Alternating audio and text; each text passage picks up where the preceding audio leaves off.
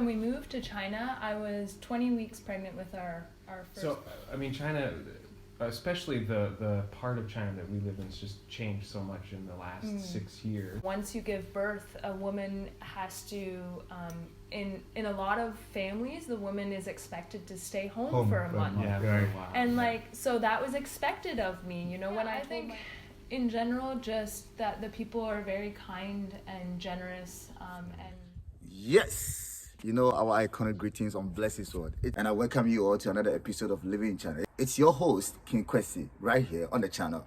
If you're here for the first time, there are 3 things I want you guys to do. Please like this video, subscribe, and be part of the family, and share this content with a friend and tell a friend about Blessed Sword.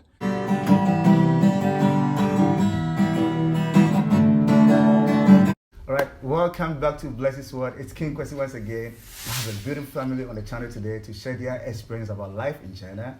So I would like you to introduce yourself to our viewers and audience. Sure. Well, I'm Jonathan. And I'm Rebecca. Where are you from and how long have you been in China? So we're from Canada, southwestern Ontario in Canada. We've been in China, this is now our 6th year. So we came in August 2016. August 2016. 6 years in China now, almost 6 years. How was the journey coming to China 6 years ago? Yeah, well, we came 6 years ago right out of university. So I graduated teachers college, and Rebecca had graduated with a degree in social work, and so we found opportunities for both of us to work in the same place here, and so that's when we came 6 years ago. So why would you leave a beautiful country like Canada, and come to China? Why China? Well, China's a beautiful country too. Right, I know that. So why would you leave Canada and come live here with your beautiful wife? Yeah, I mean, when we graduated, we were looking for a place where both of us could serve and use the gifts that we have, the opportunities that we've had before that, and yeah, the school that we're a part of, it certainly helps us to do that, and it's been a great place to serve. So it's been a great place to serve. I want to come to you. You are the mother of the house. How is it like having kids in China? I believe your kids were born in China, right? Yeah, so actually when we moved to China, I was 20 weeks pregnant with our firstborn, Genevieve. So that was an adventure in itself. I was, halfway through a pregnancy, moving to a country that I knew nothing about the healthcare system at that time, but our community was like immediately just super excited. The company was like encouraging. They're like, oh yeah, it'll be great. Like, we'll come around you, we'll help you. And that's what they did. So it was really, really awesome. So then when we arrived, actually, so we live in Yantai, and there's a city about 2 hours away called Qingdao, 2 or 3 hours, and they have an international hospital there. It's super beautiful hospital. It was brand new at the time, and the service is just like top notch, and the healthcare, and so that's where we chose to have Genevieve. I think a large part of that was also because our language in Chinese was just like non-existent at that point. So like I was really feeling like I needed at least someone who could speak English during this momentous time of our life, having our daughter. So we're really happy with that choice, and it went it went very well. So what is your assessment of the healthcare system after having 2 kids in China? Yeah, so Genevieve was born in Qingdao United Family, and then Emmeline was actually born in Tianjin United Family. So those were both international hospitals. So I don't know if that's a fair assessment of the Chinese healthcare system, but we've had other run-ins with the emergency. Sadly, our daughter had an accident once, and we had to take her to get some stitches, and they did so well. It was clean, and it was quick. It was very quick. It was cheap. And she had no problem. So that I think that was maybe a better example of the Chinese healthcare system, where they were really supportive of us. So what is your impression of the country China after living here for almost 6 years? I'll take that from you first. Yeah, sure. So I mean, China, especially the part of China that we live in, has just changed so much in the last 6 years. So I mean, we're really seeing that just the development and change has been enormous. I mean, but there is there's a big, there's a lot of people, right? So the big, a lot of people, a lot of energy, a lot of effort is put into a lot of these changes. So so for example, one of the things that we've seen change is the high-speed rail lines. Right. There's just new rail lines all over the place. They're massive and they're built super quickly, and the infrastructure goes up very quick. So, you're able to see that. Even these apartment complexes out of our window, just up in no time at all. And so we're able to see a lot of the infrastructure development. Another big change has been apps, the development of apps that have really changed our life. When we got here 6 years ago, we still had to, hail a taxi by hand and go to the store and buy food, and now all of that you could do on apps. So we've seen a lot of development and growth in China. It's just been neat to see the change over the 6 years. Mm-hmm. Rebecca? Yeah, like when we moved, so we live in the development zone, so it's kind of known to be developing, and that's exactly what's happening. And I remember, the first year we were here, there was not even a Starbucks close by. Or McDonald's. People would go downtown to get McDonald's for like a Sunday treat. Right. Actually, Genevieve, her first trip out of our house was to the new Starbucks that's close by. Anyway, that's just a small example of the things that have, that was one mall that opened up, and then there's another huge one, so it's just become a lot easier, I think, for foreigners to live, especially in Yantai. That's just local, and then with the apps, being able to order stuff anywhere, we can basically find anything that we need now. It's just, are you willing to pay the price? Usually that's, it's amazing. So from what you guys are saying, it shows that China as a country is very convenient to live. Do you agree to that? Yeah, I think that there are still some, inconveniences, but most of those are because of maybe cultural differences or expectations or something. Language. But language. But there's a lot of things that are very convenient for us for here. So maybe that we didn't think would be as convenient as they are. But we've also, had the chance now to kind of figure those things out. And so we're grateful for that. And, So coming to China, can you say it has met your expectation of your family moving here 6 years ago? Yeah. I don't know that we really had crazy expectations, because neither of us had lived in Asia. Okay. Neither of us had actually lived outside of Canada long term ever before. So for us, it really was partly also just the adventure of being a young family, and we've grown into China well. I think it did meet our expectations. Sure. We're still here, so that's a good sign. That's maybe. a good sign. Yeah. Right?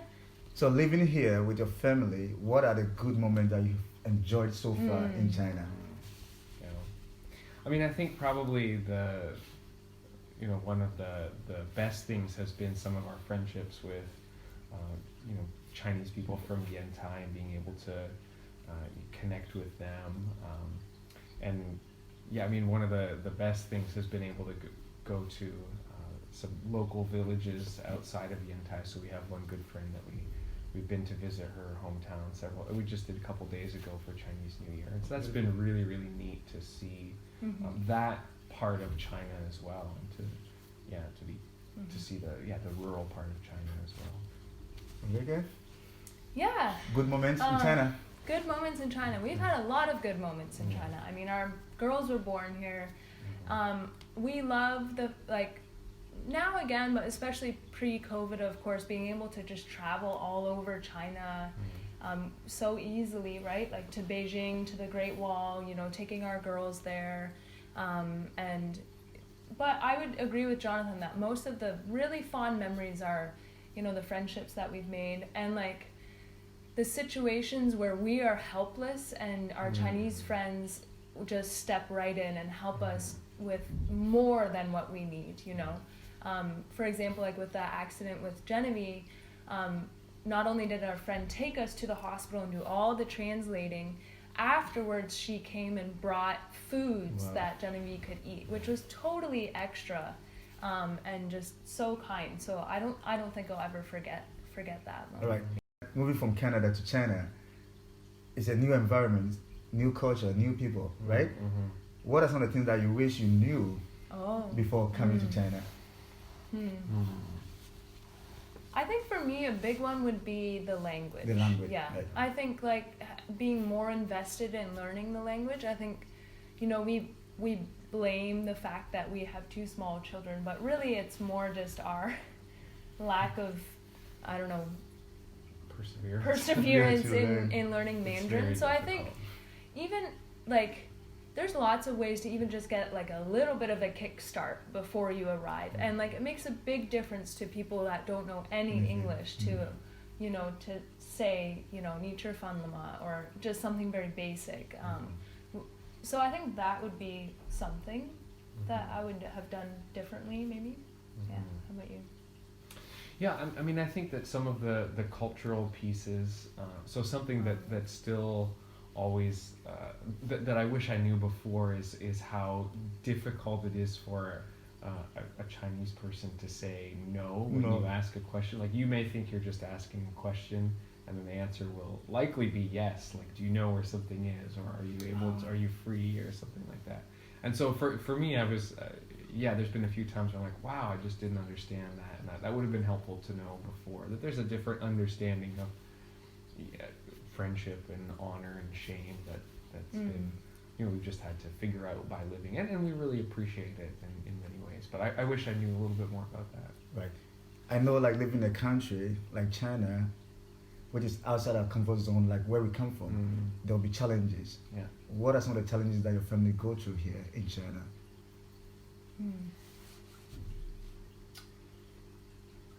I mean, the language is a big one. Okay. Obviously. Yeah, language is a big challenge. I think for us, part of the challenge too is the distance from our home country, like that it, you know, which now is just an impossible difference because of distance, because of COVID. But just like being, you know, 14 hours away, a flight that's 14 hours away, that's challenging. It's hard to be away from your biological family. So, but I guess that's more of like an overseas living challenge, more than a China challenge. Yeah, I think one of the challenges is this very different cultural understanding of raising children. That's something that has, but even that has mostly led to really good conversations with people. And you know, usually it's totally fine. We're just, you know, we walk away and we're the strange one, and we are the strange one, right? We're doing it different than everybody else.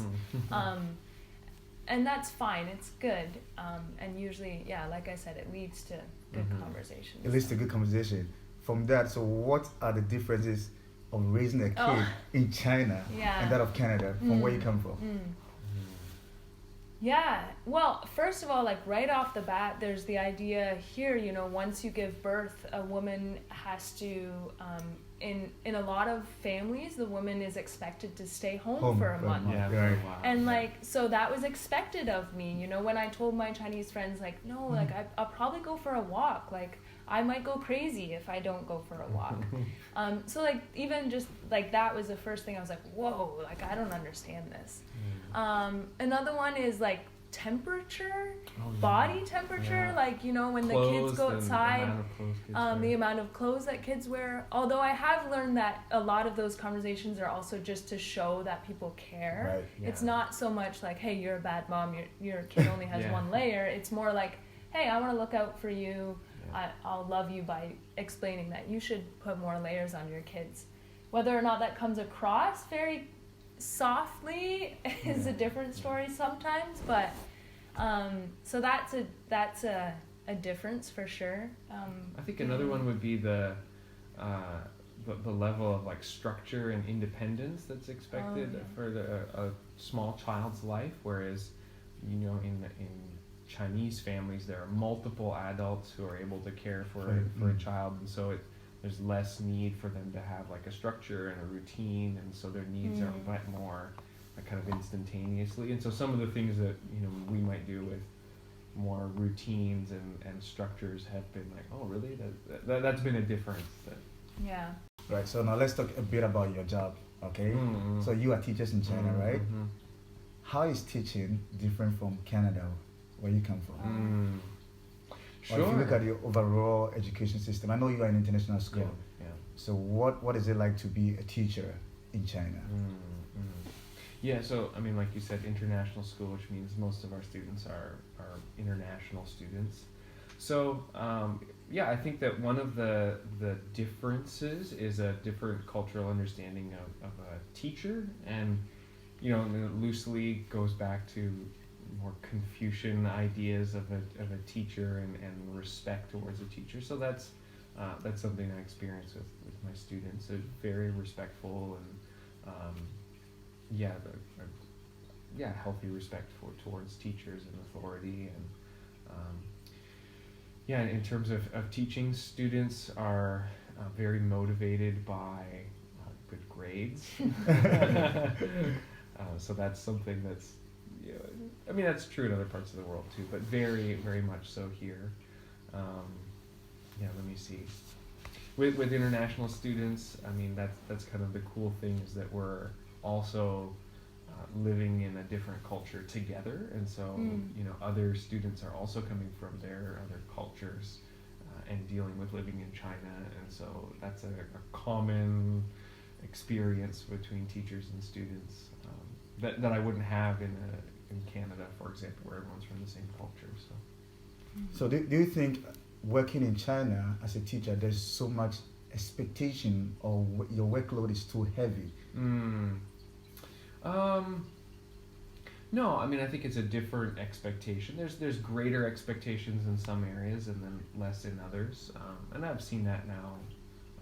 Having done it for a while. So, no, I think that it's just different areas that have higher expectations. So if there are people from your country watching this video right now and they want to move to China to teach as a teacher, do you think it's rewarding for them to do so? Oh, yeah, absolutely. Yeah, absolutely. I mean, I think that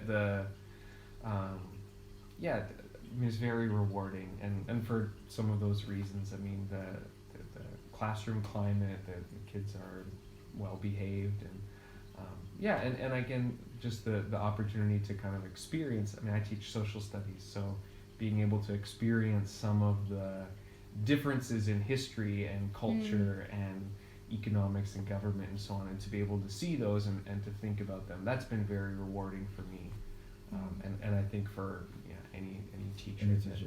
Okay, let me go back to your wife. What are some of the privileges that you enjoy as an expat in China? Oh, good question. We have a lot of privileges as an expat in China. I think in general,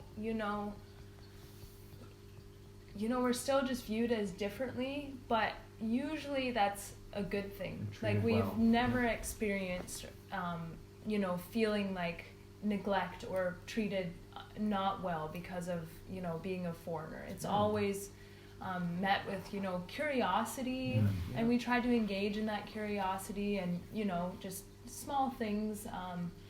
But we're treated very well. We're definitely spoiled, I think. Yeah. Okay, so on that note, like, your children were born in China. When my daughter was born here, anytime she goes out, there's a lot of reaction because she looks so different. How do the average Chinese people react to your beautiful family? They want to touch their hair. Okay. Yeah, sometimes the nine-nines especially, I think, because, there really are some people that live in Yantai that have never seen a foreigner. Right. So we try to put ourselves in their shoes sometimes and be like, if I never saw, a Chinese person and then they came to my small town, like, what would my reaction be? So that helps us to, like, tone down, like, a little bit, I think. But, our girls, they're used to it. They've lived here their whole life. They know how to respond. Genevieve knows how to say a few things now. In Chinese, right? In Chinese. Beautiful. And, people, I think, maybe more at the beginning, they would be keen to take pictures. Like, we would have people taking pictures of us when we're walking or in the mall and stuff. But if you would say like, no, thank you, like now is not a good time, always people will stop. Right. Like, and they'll respect that you don't want that. So we've come up with kind of a family policy that we will ask Genevieve if she would like to take a photo, and then we'll also ask that the person goes in the photo with her. Okay. So it's more like a selfie, so that it's not just like, oh, look at this little spectacle. Or like we'll be like, oh, let's do it all together. So then it's like a more of a, like a relationship building thing than like a just, you know, you're a little statue that's cute. But overall, like it's great. You know, sometimes as parents we're like, are we, you know, is it okay for our daughter? Like, does she think too highly of herself? Sometimes we, you know, that thought comes into our mind. But for the most part, I think the benefits of trying to understand the world as, you know, a global citizen is just, is really great, and we're really grateful for that. Yeah, I mean, we understand. I mean, it took a while, but we understand also that that's some of the ways that people around us are showing that they care and that they're interested, and you know, we may, in some of the questions that they ask or how they respond, and so but generally our kids are, you know, they're loved. They're treated really well, and people. Actually, I thought this yesterday. It seems to me like everyone who's graduated from university, you know, sort of older than that, they always have like candies or something. They're always giving. So, kids get candies and treats and snacks all the time. We all know that safety is a priority for every family. As a family in China, do you feel safe here? Yeah, very safe. I mean, I actually thought that. I went for a walk last night, and then, you know, came back in and thought, wow, you know, my family's very safe right there, and we feel safe going out. I feel safe with Rebecca going out, and that's never been a concern for us here. But I think people outside think that when families like yours say that they feel safe in China, they've been paid to say so. This is not are you guys not paid? Yeah, we're not paid to do propaganda. No, we are not. No. Are you sure? Yeah. Well, I mean, you have anything for me? So what would be your advice for people in China or families that want to come to China after the borders are open to start a family, or people who are coming here, they are new couples just like when you guys moved here and they want to have kids? What is the advice that you're going to give them? I mean, I think I would say, I mean, you should say more too, but I mean, I think there's two things. I mean, culture is real, the differences are real. I mean, one thing that I kept thinking when we moved here is, you know, China has a lot of families. Right. They have a lot of people. There's a lot of babies born every year. So, I mean, they know what they're doing. And it's, Rebecca? Advice for people who want to start family in China? Yeah, I think coming and being part of a community is really important. Yes. Like, I think if we just came by ourselves and, you know, we didn't have our company and the community that came with that, I think that would be much more challenging. So I think community is really important. So finding like a good company that, you know, whose like idea of a family lines up with your idea of a family, and that was a big part for me, especially staying at home as a young mom, first-time mom. There were other first-time moms, like not from Canada, but from America and other places that, you know, we were kind of in it together. So that's a big one. And expats feel that way often, right? I mean, reaching out to other expats and you know, being part of a community and asking for help if you need it. That's a very normal part of expat living that's really made family. Yeah. Before you go, what is your general observation of China, or if you had to describe your overall experience here? I want to start from you. Please describe your overall experience living and working in China for the past 5 to 6 years. Yeah. Man, I think that one of the things that I'm very aware of now in China is just how enormous it is. I mean, enormous in terms of obviously population, but also geography. I mean, we've moved around a little bit, and every, you know, part of China is very, very different. And so, yeah, I mean, our idea of China is really even just a small part of China. part here, and so there's a lot more, and it's even bigger than I thought. Right. Yeah, I think in general, just that the people are very kind and generous, and you know, if you need something, if you're humble enough to ask, they will respond to you. It might not be how you are used to responses in your own cultural, but they will. And so yeah, we love China, and it will always be a super special part of our life. So yeah, China will always be a super special part of your life. So what is the future for your family? We'll see. We'll see.